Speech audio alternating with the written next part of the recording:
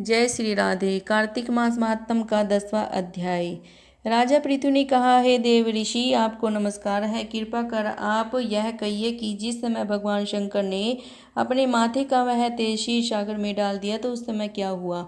नारद जी ने कहा कि हे राजन, जब भगवान शंकर ने अपना वह तेज क्षीर सागर में डाल दिया तो उस समय वह शीघ्र ही बालक होकर गंगा सागर के संगम पर बैठकर संसार को भय देने वाला रुदन करने लगा।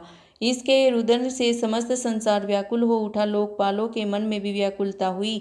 चराचर चलायमान हो गया। शंकर सुवन के रुदन से ब्रह्मांड व्याकुल हो गए।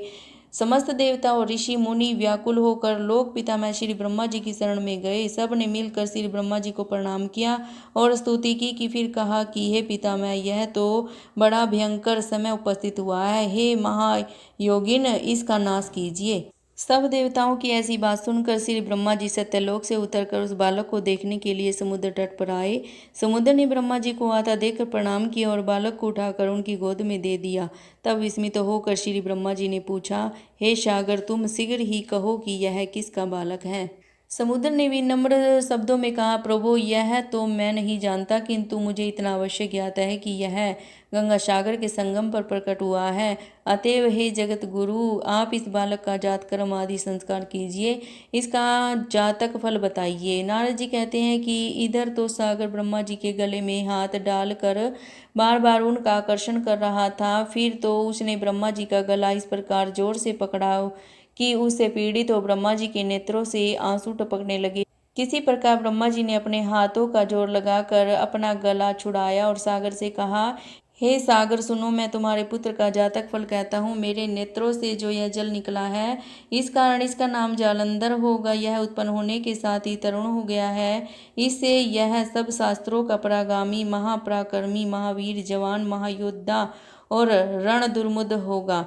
यह बालक सभी दैत्यों का अधिपति और भगवान विष्णु को जीतने वाला होगा और यह कहीं भी न हारेगा। एक भगवान शंकर को छोड़कर यह सबसे अवध्य होगा। जहाँ से उत्पन्न हुआ है फिर वहीं जाएगा।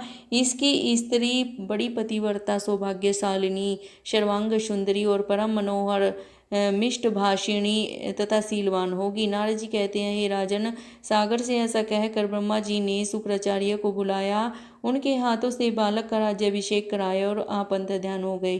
फिर तो बालक को देख सागर बड़ा ही प्रसन्न हुआ और घर आ गया। कितने ही उपाय से उसका पालन पोषण किया। फिर काल नेम नामक असुर को बुलाकर उसका वृंदा नाम की कन्या से सविधि विवाह करवा दिया। उस विवाह में बड़ा उत्सव हुआ। फिर श्री शुक्राचार्य के प्रभाव से स्त्री सहित जलंधर दैत्यों पर राज्य करने लगा। बोलो जय श्री राधे, जय श्री कृष्ण जी की।